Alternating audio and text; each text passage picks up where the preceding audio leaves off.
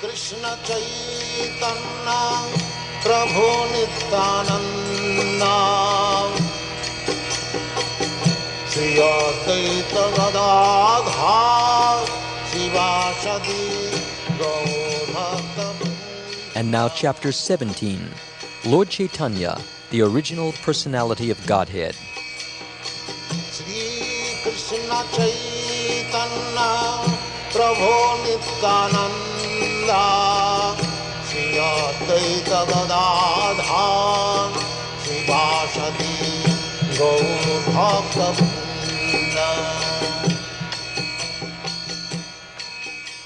Following the footsteps of Kaviraj Krishna Das Goswami, we offer our respectful obeisances unto the lotus feet of Lord Chaitanya. Lord Chaitanya is described as follows. He is the only shelter for the forlorn, for the most fallen, and he is the only hope for those who are completely devoid of spiritual knowledge. Let us try to discuss his great contribution of devotional service.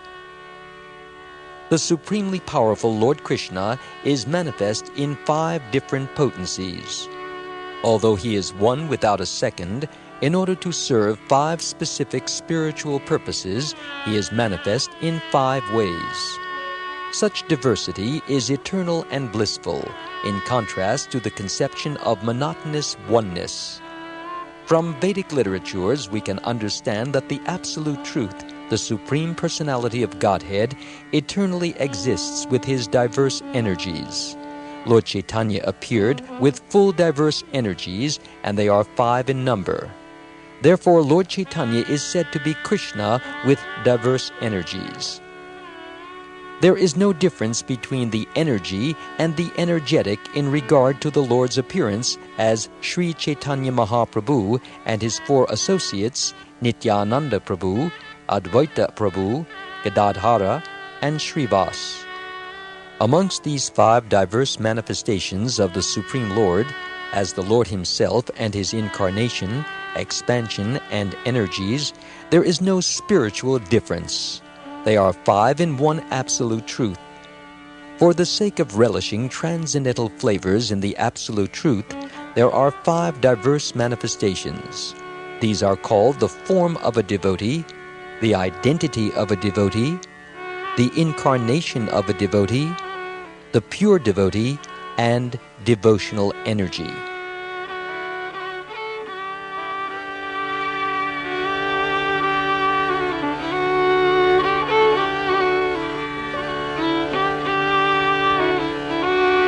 Out of the 5 diversities in the absolute truth, the form of Lord Chaitanya is that of the original personality of Godhead, Krishna. Lord Nityananda is the manifestation of the first expansion of the Supreme Lord. Similarly, Advaita Prabhu is an incarnation of the Supreme Lord.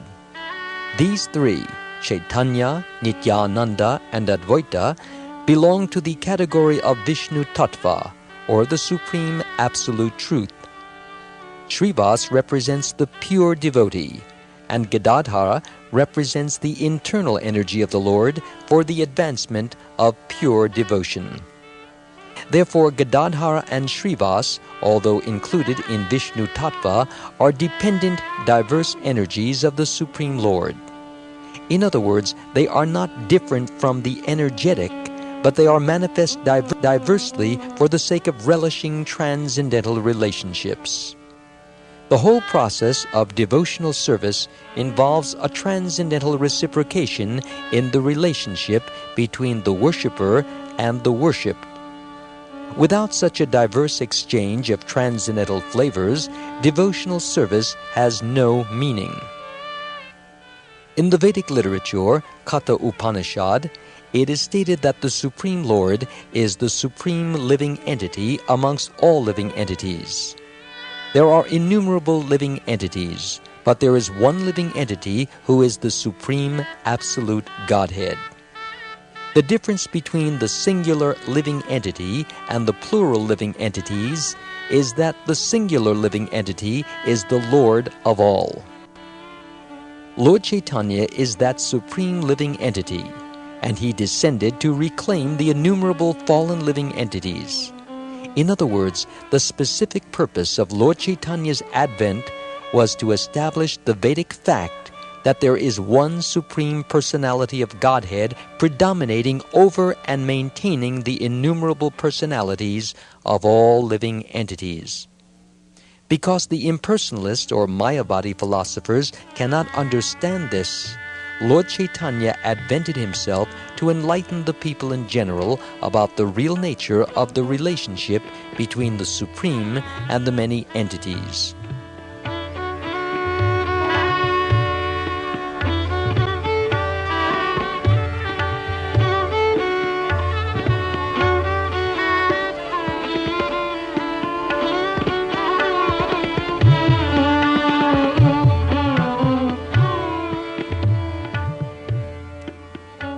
In Bhagavad Gita, Krishna's last instructions were that everyone should give up all other engagements and render devotional service unto him.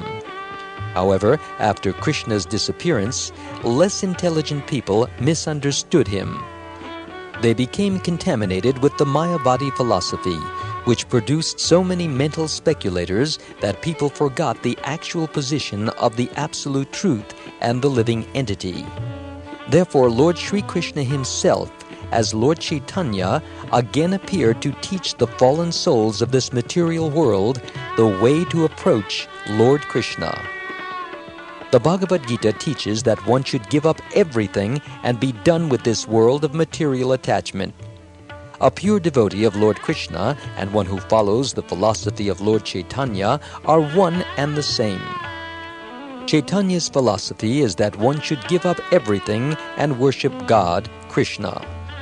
Krishna, as the Supreme Lord, the personality of Godhead, spoke the same words, indicating himself as the Supreme Lord.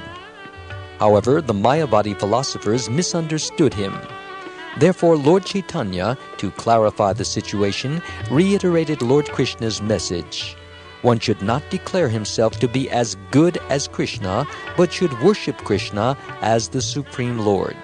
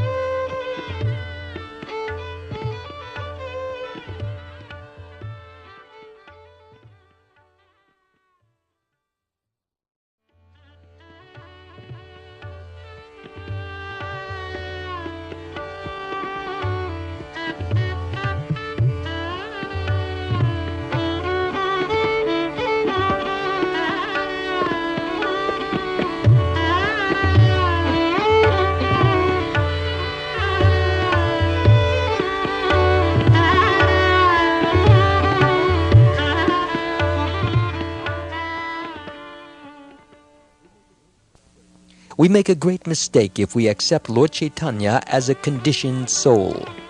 He is to be understood as the Supreme Absolute Truth, the personality of Godhead, Sri Krishna himself. It is therefore said of Lord Chaitanya in Chaitanya Charitamrita, quote, Krishna is now present in his 5 diverse manifestations, unquote.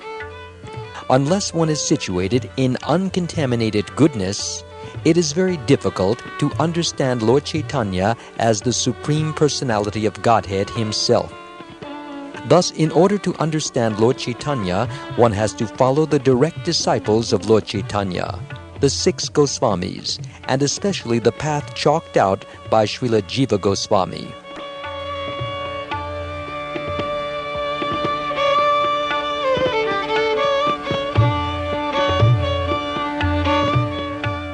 The most astonishing fact is that Lord Chaitanya, although the Supreme Personality of Godhead, Krishna, never displayed himself as Krishna. Rather, whenever he was detected by intelligent devotees as Lord Krishna and was addressed as Lord Krishna, he denied it. Indeed, he sometimes placed his hands over his ears, protesting that one should not be addressed as the Supreme Lord. Indirectly, he was teaching the Mayavadi philosophers that one should not falsely pose himself as the Supreme Lord and thereby misguide people. Nor should followers be foolish enough to accept anyone and everyone as the Supreme Personality of Godhead. One should test by consulting scriptures and by seeing the activities of the person in question.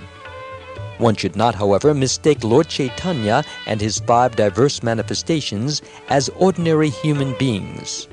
Lord Chaitanya is the Supreme Personality of Godhead, Krishna himself. The beauty of Lord Chaitanya is that although he is the Supreme Lord, he came as a great devotee to teach all conditioned souls how devotional service should be rendered. Conditioned souls who are interested in devotional service should follow in the exemplary footsteps of Lord Chaitanya in order to learn how Krishna can be achieved by devotional service. Thus, the Supreme Lord himself teaches the conditioned soul how he should be approached in devotional service. By analytically studying the 5 diverse manifestations of the Supreme Lord, we can come to know that Lord Sri Chaitanya Mahaprabhu is the Supreme Absolute, and that Lord Nityananda is an immediate expansion of the Supreme Absolute Truth. We can also come to understand that Advaita Prabhu is also in the category of the Supreme Personality of Godhead, but is subordinate to Lord Chaitanya and Nityananda Prabhu. The Supreme Personality of Godhead and his immediate subordinate expansions are worshipable by the other 2, namely the representation of the internal potency and the representation of the marginal potency. The representation of the internal potency, Gadadhar, represents the confidential devotee, and the representation of the marginal potency is the pure devotee. Both of these are worshippers of the other 3 categories, but all of them are engaged in the transcendental service of the Supreme Personality of Godhead, Sri Chaitanya Mahaprabhu.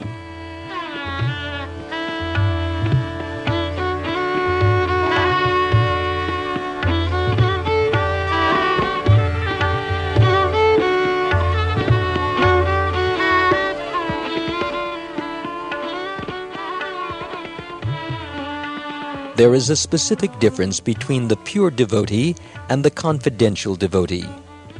Different potencies of the Lord are engaged in serving the Supreme Lord in different transcendental relationships.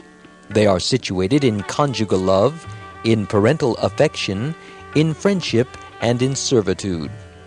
By impartially judging, one can find that the internal potencies of the Supreme Lord who are engaged in conjugal love with the Lord are the best of all devotees. Thus, both internal devotees and confidential devotees are attracted by the conjugal love of the Supreme Absolute Truth. These are the most confidential devotees of Lord Chaitanya. Other pure devotees who are more or less attached to Sri Nityananda Prabhu and Advaita Prabhu are attracted by other transcendental relationships such as parental affection, friendship, and servitorship. When such devotees are attached to the activities of Lord Chaitanya, they at once become confidential devotees in conjugal love with the Supreme Lord. There is a very nice song sung by Sri Narottam Das Thakur, a great devotee and acharya in the disciplic succession from Lord Chaitanya. Narottam Das sings, quote, "When will there be transcendental vibrations all over my body simply by my hearing the name of Gauranga? When will tears incessantly flow from my eyes simply by my uttering the names of the Lord? When will Lord Nityananda have mercy upon me? And when will all my desires for material enjoyment become insignificant? When shall I be purified by giving up all contaminations of material enjoyment? And when shall I be able to see the transcendental abode, Vrindavan? When shall I be eager to accept the 6 Goswamis as my prime guidance? And when will I be able to understand the conjugal love of Krishna?" Unquote. No one should be eager to understand the conjugal love of Krishna without undergoing disciplinary training under the 6 Goswamis of Vrindavan.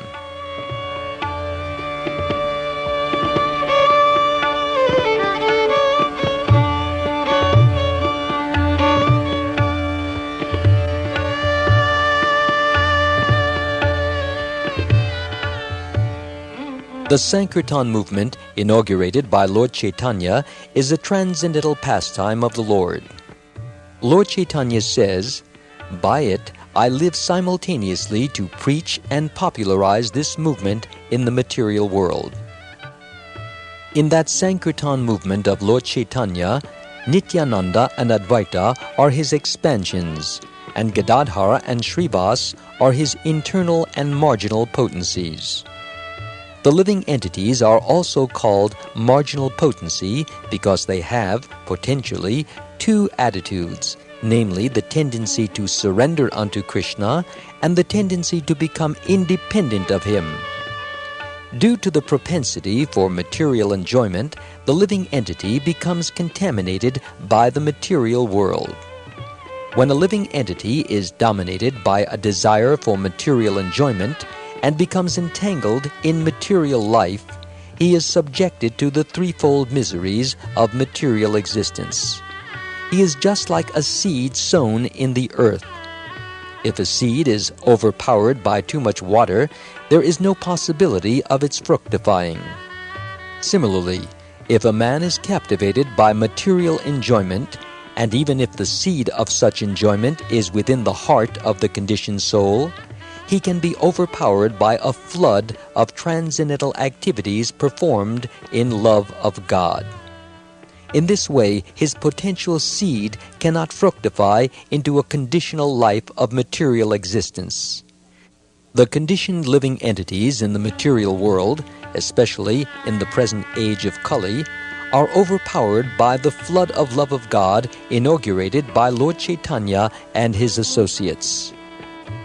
In this connection, there is a verse written by His Holiness Prabodhananda Saraswati in his book Sri Chaitanya Chandramrita, which states that materialistic persons are very enthusiastic to maintain their family members, wife, and children, and that there are also many mystic speculators who are engaged in speculating about liberation from the miseries of material life, and who therefore undergo various austerities and penances. But those who have discovered the greatest transcendental flavor in the movement of Lord Chaitanya Mahaprabhu no longer have a taste for such activities.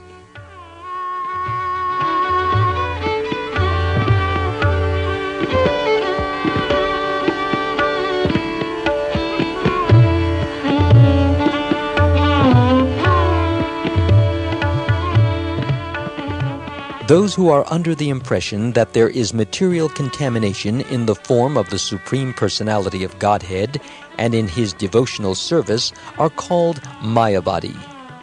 According to their imperfect speculation, the impersonal Brahman is considered to be the only existence in the cosmic manifestation.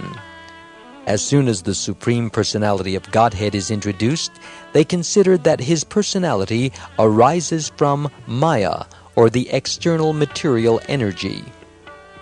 Such persons consider all incarnations of the Supreme Lord to be contaminated by this material nature. According to them, the material body and the activities of matter which identify the living entity are all material manifestations. According to them, liberation means the end of individual identification, or of the pure living entity. In other words, the Mayavadis maintain that when a living entity is liberated, he becomes one with the Supreme Impersonal Brahman. According to such Mayavadi philosophy, the personality of Godhead, His abode, His devotional service, and His emotional devotees are all under the spell of Maya, and are consequently subjected to the material condition. Those who forget the transcendental nature of the Supreme Lord, His abode, His devotional service, and His devotees consider all these to be but manifestations of material activity. When one thinks that there is a possibility of arguing about transcendence, he is called an agnostic.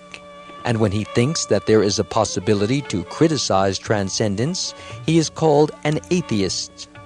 Lord Chaitanya wanted to accept all kinds of agnostics, atheists, skeptics, and unfaithfuls, and swallow them in the flood of love of God. Therefore, he accepted the renounced order of life in order to attract all these forces.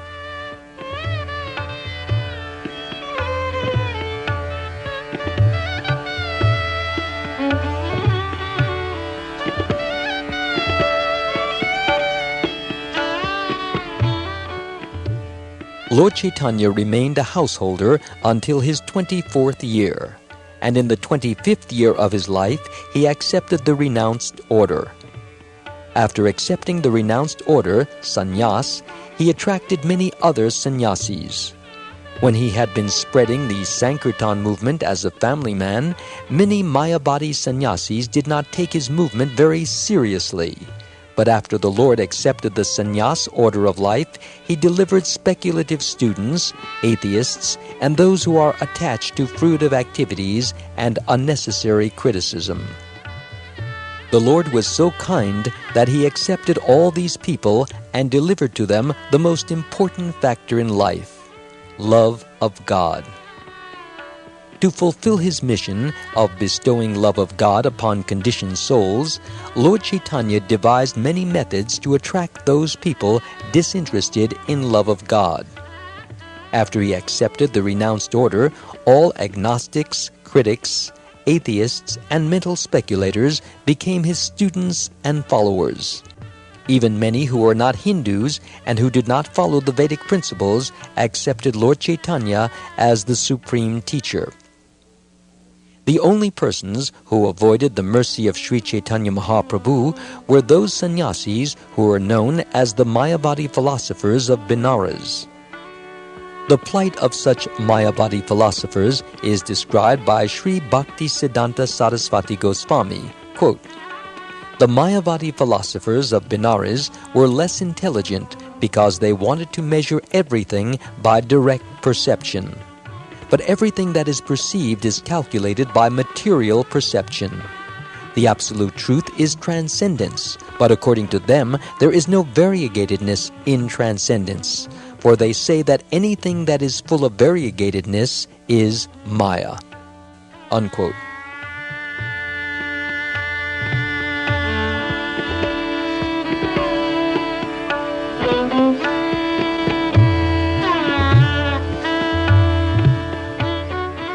During Chaitanya Mahaprabhu's time, there were also other impersonalist philosophers known as the Mayavadi philosophers of Saranath. Saranath is a place near Benares where Buddhist philosophers used to reside, and even today many stupas of the Buddhist Mayavadis can be seen. The Mayavadi philosophers of Saranath are different from the impersonalists who believe in the impersonal manifestation of Brahman. According to the Saranath philosophers, there is no spiritual existence at all. The fact is that both the Mayavadi philosophers of Benares and the philosophers of Saranath are entrapped by material nature. None of them actually know the nature of absolute transcendence. Although superficially accepting the Vedic principles and considering themselves to be transcendentalists, the philosophers of Benares do not accept spiritual variegatedness.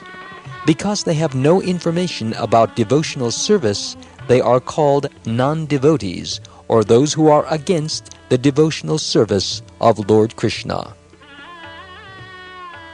The impersonalists speculate on the Supreme Personality of Godhead and His devotees and subject them to the tests of direct perception. However, the Lord, His devotee, and His devotional service are not subject to direct perception. In other words, spiritual variegatedness is unknown to the Mayavadi philosophy. Therefore, all the Mayavadi philosophers and sannyasis criticized Lord Chaitanya when he was conducting his Sankirtan movement. They were surprised to see Lord Chaitanya after he accepted his sannyas order from Keshava Bharati, for Keshava Bharati belonged to the Mayavadi school.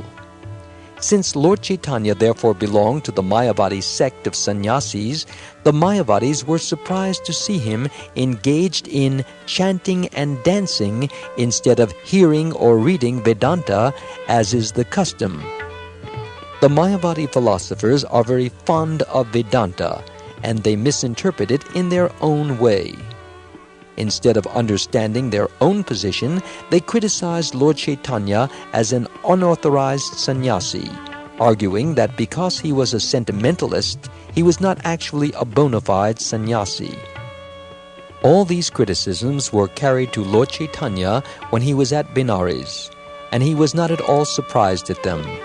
He even smiled when the news was carried to him. He did not associate with the Mayavadi sannyasis, but remained alone and executed his own mission. After staying for some days in Benares, he started for Mathura.